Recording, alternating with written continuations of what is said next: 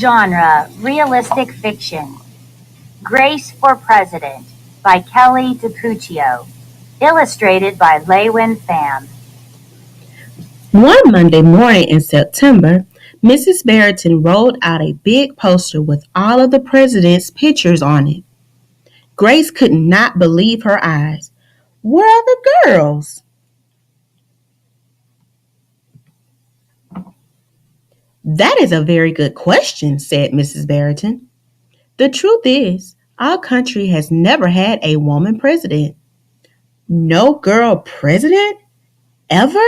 Grace asked. No, I'm afraid not, said Mrs. Barrington. Grace sat at her desk and stewed. No girls? Who'd ever heard of such a crazy thing? Finally, she raised her hand. Yes, Grace. I've been thinking it over, and I'd like to be president. Several students in the class laughed. Well, I think that's a star-spangled idea, Grace, said Mrs. Barrington.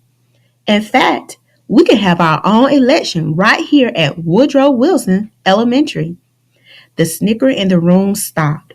Grace smiled. Would anyone else like to run for president? Mrs. Barrington asked the class. Nobody raised their hand. Becoming president was going to be easy, Grace thought.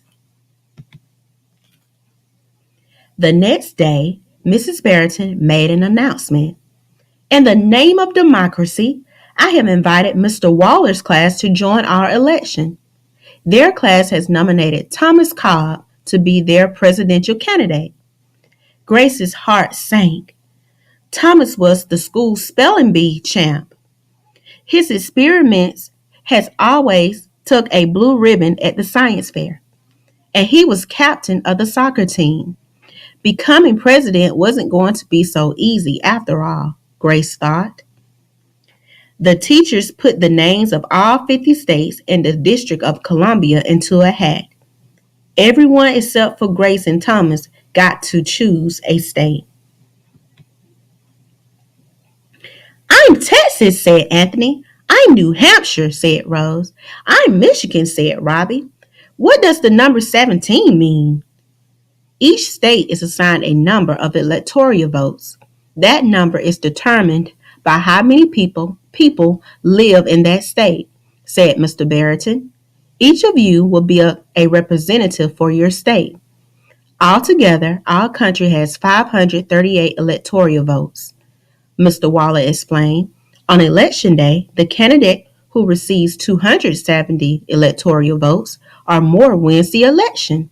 Why 270? Asked Rose. That's more than half of all the electoral votes, Mr. Waller said. Becoming president really wasn't going to be so easy, Grace thought. Grace came up with a campaign slogan. Thomas came up with his own campaign slogan. Grace listened to what issues were important to the students, and she made a list of campaign promises. Thomas made up his own list of promises. Grace made campaign posters and buttons. Thomas made posters and buttons too. Each week, the teachers set aside time for the candidates to meet with their constituents. Polls were taken. Voters were making their choices. Grace continued to campaign. At recess, she gave speeches. During lunch, she handed out free cupcakes. After school, she held rallies. Meanwhile, Thomas wasn't worried. He had cleverly calculated that the boys held slightly more electoral votes than the girls. At recess, Thomas studied his spelling words. During lunch, he worked on his latest science experiment. After school, he played soccer.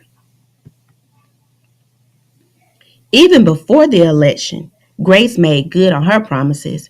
She joined the safety squad. She organized a school beautification committee, and she volunteered her time in the school cafeteria. In early November, Woodrow Wilson Elementary hosted a special Election Day assembly. Grace and Thomas took their places on stage as the school band began to play. Henry was the first representative to approach the microphone. The Yellowhammer State of Alabama cast its 9 electoral votes for Thomas Cobb.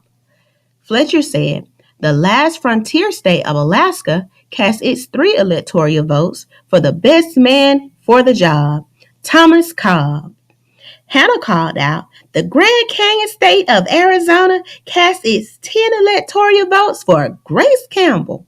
And so it went. State after state cast their electoral votes. The scoreboard in the gymnasium kept track of the totals.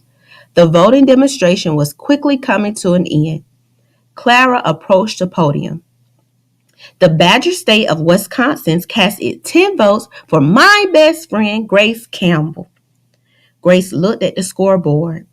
Thomas had 268 electoral votes. She had 267. There were only one state still unaccounted for, Wyoming. Thomas grinned. Grace felt sick. Sam walked up to the microphone. He looked at Thomas. He looked at Grace. He looked down at Grace's handmade flag. Sam didn't say a word. What are you waiting for? Thomas whispered. The band stopped playing.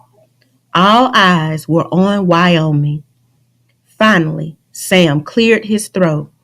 The equality state of Wyoming cast its 3 electoral votes for Grace Campbell. The gymnasium erupted in loud cheers and a few boos. Mrs. Barrington approached the podium. With 270 electoral votes, the winner is Grace Campbell. Thomas looked stunned.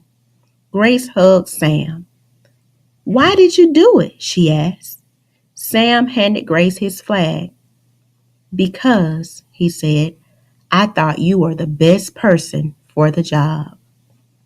The following week, the students in Mrs. Barrington's class were preparing for their career day presentations. Grace volunteered to go first. She stood at the front of the room and glanced at the poster still hanging on the wall. My name is Grace Campbell, and when I grow up, I'm going to be the President of the United States. This time, everyone believed that she would.